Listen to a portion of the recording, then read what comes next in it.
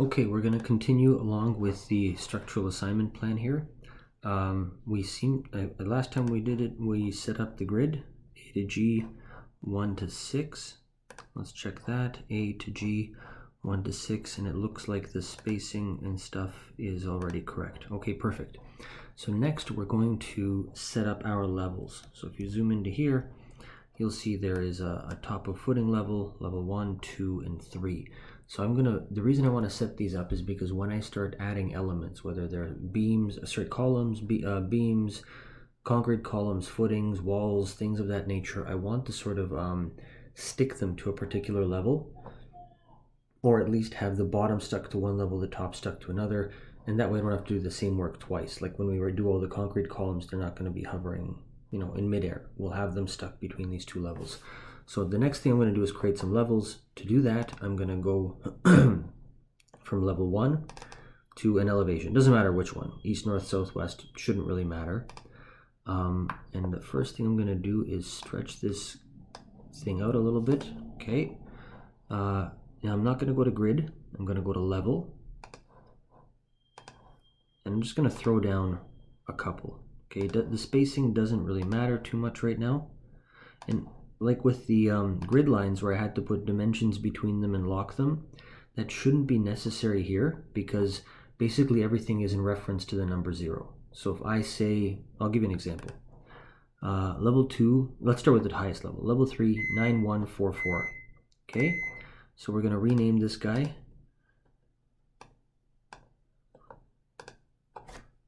to level 3. Yes. 9144. It pops up. So it goes 9144 above 0.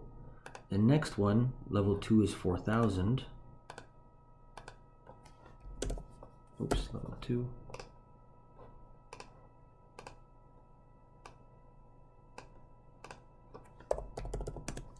See, so both of these, their height is determined in relation to level 0. So I don't have to really lock them and offset one from the other. Now I believe this one is called top of footings. Yes, I want to rename all corresponding views. And that's minus 2000, and we're already there. Perfect. Now, one thing to keep in mind, this is a weird little thing that can happen, and I just want you to be ready for it in case it does happen to you. If I go to level 1, I've got my grid. If I go to level 2, no grid. If I go to top of footings, no grid. What's going on? Our grid lines only intersect level 1. So I'm in an elevation now. So what I'm going to do is I'm going to drag them down to intersect footings, drag them up to above level 3, and now we should be back in business. So let's try level 2. Oops. Okay. So we only dragged part of them all the way. So now what I need to do is I need to go to another elevation view. Let's go to north. And I'm going to tighten this up a bit. Why not? Let's make it look good. Pull that to there. This doesn't need to be quite as long. These guys come down. These ones come up.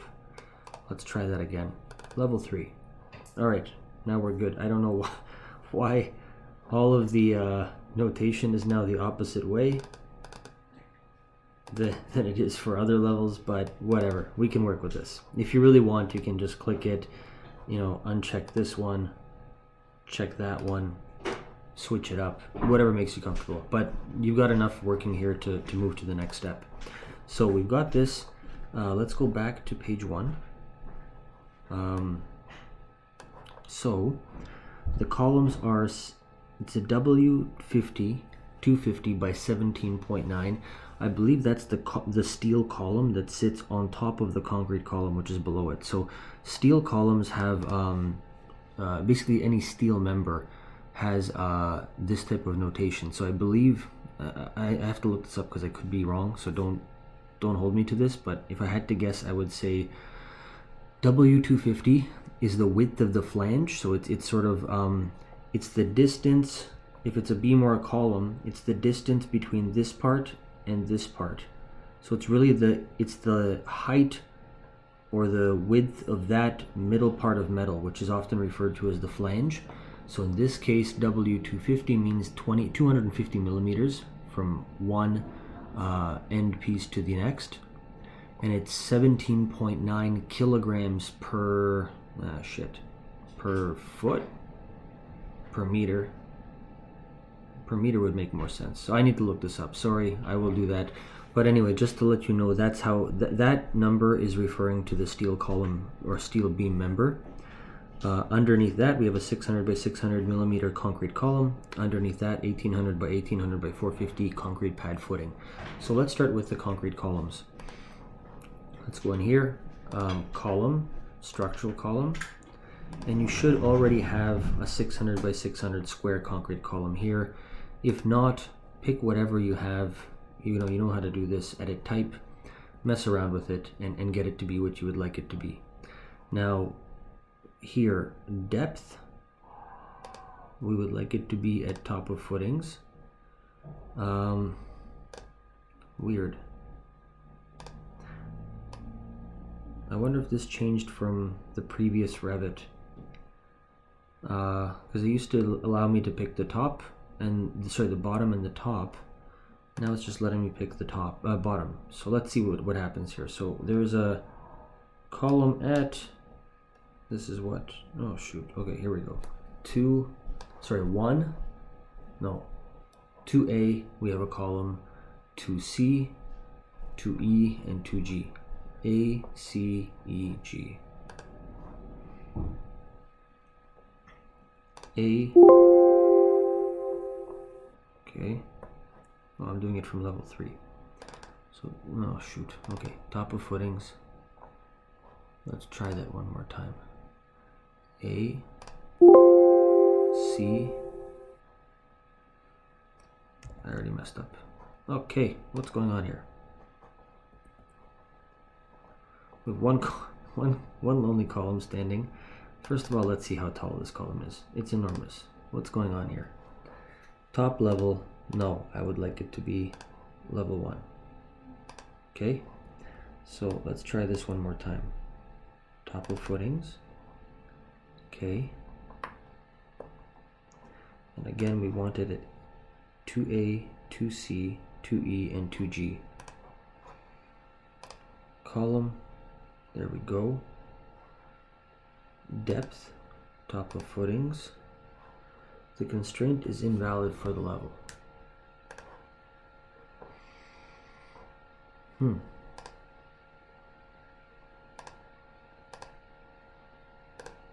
Let's try that. Maybe it automatically assumes top of footings is the bottom, and thereby by selecting level 1 is the height, maybe that'll give it the height it's supposed to get. So we need one at C, I believe E, and G.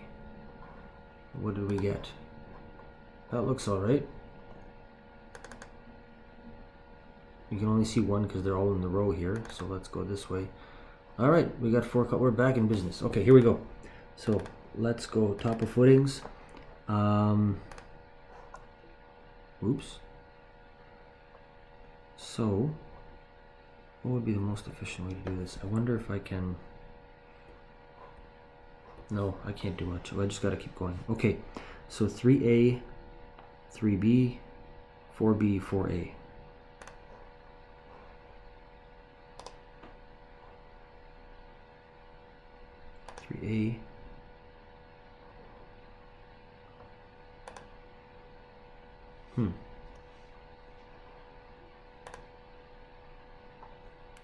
Doesn't seem to want to let me pop one into there. There we go. There we go. 3A, 3B, 4A, 4B, and I believe it's relatively symmetrical. So we do the next corner, so 5A, 5C. So we repeat the same thing here that occurred at the top. So another one here, another one here, another one here. Therefore, I'm assuming we repeat the same pattern here.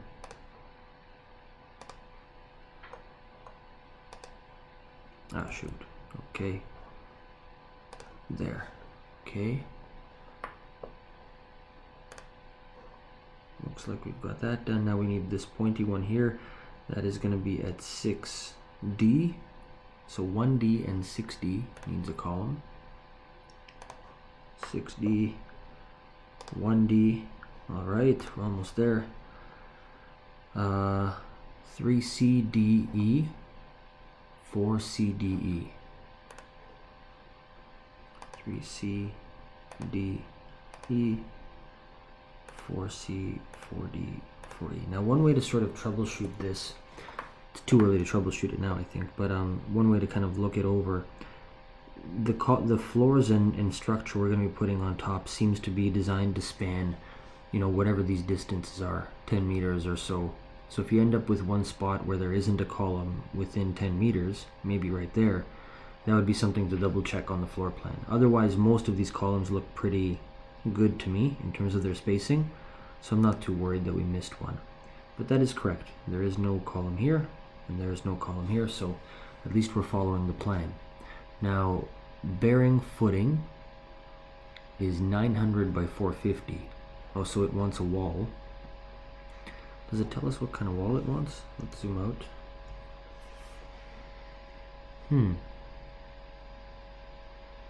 Top of footing, it doesn't, does it? That's strange.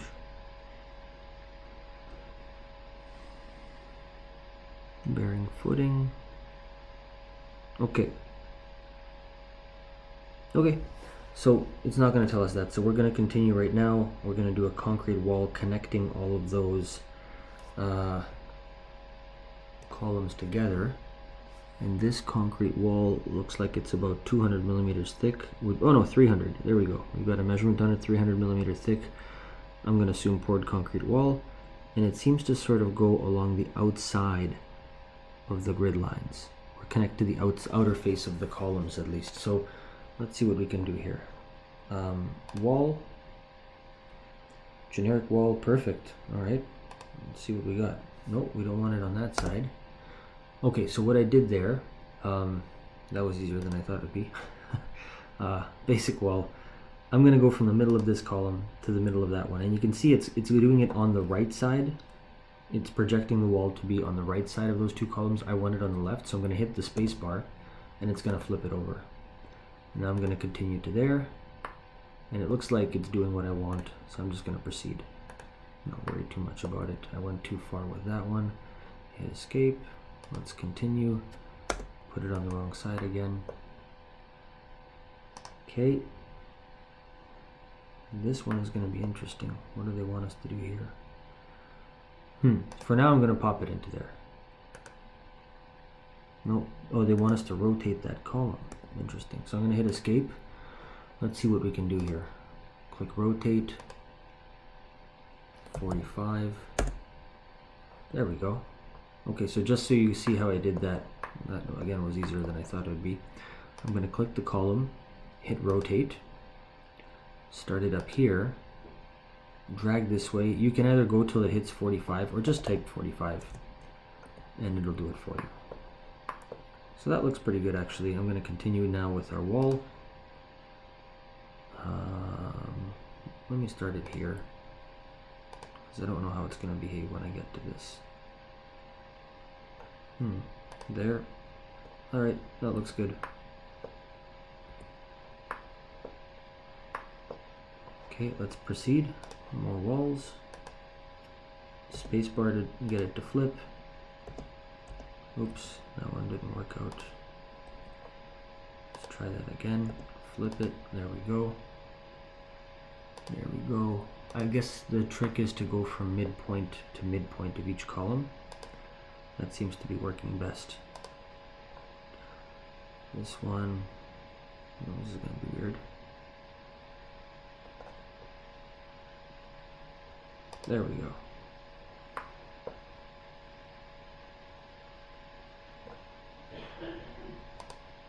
Nope, that one didn't work out for me. Can I change it?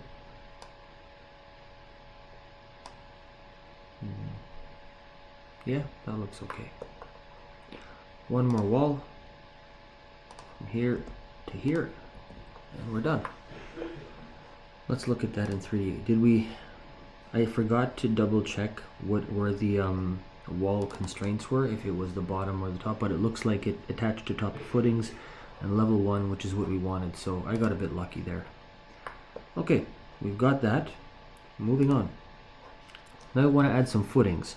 So bearing footing is 900 by 450, so we already know how to do that. We go to structure, wall foundation 900 by 350. We're going to say edit type, duplicate, change that to 450. Now remember, just by change, it's already in use. Oh, okay, do we already have it? 900 by 450, good. So we don't have to make it. We just simply go around and click every wall to give it a footing. Revit has a way of making your life easy once in a while, and this is one of those times. So we should take it. Okay, here we go.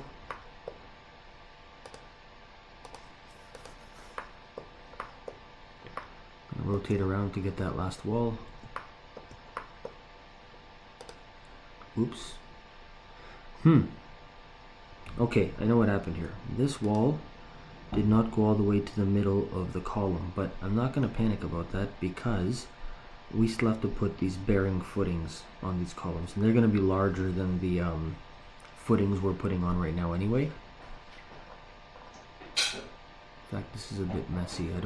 We're going to leave this for now. We'll resolve that part later. Okay, so now we're just going to not worry about this for now. We'll check in on it later, but we're going to proceed. So our pad footings are 18 by 18 by 450.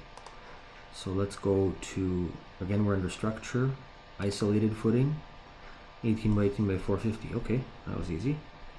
And instead of doing it in 3D, because I don't know, yeah, anywhere I click, they're just going to pop in.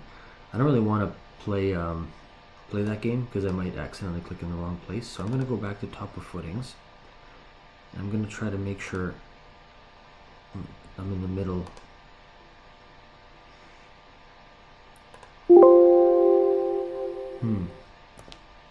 Is there an easier way to do this? There might be. Let me see.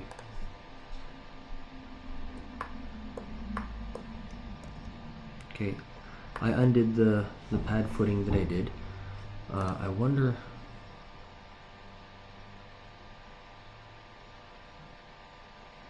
Sorry, I'm wasting your time here. I'm just going to spend 1 second on this to see if I can find a better way to do it.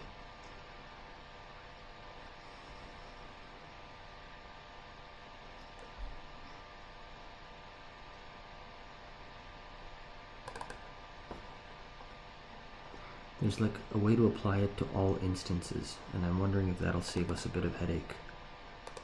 Nope, not slab. Okay. I gotta get it together here. Here we go. Okay. Structure, isolated. That's the one we want. Let's double check that that one is correct. There it is. Looks pretty good to me. Okay. Right click.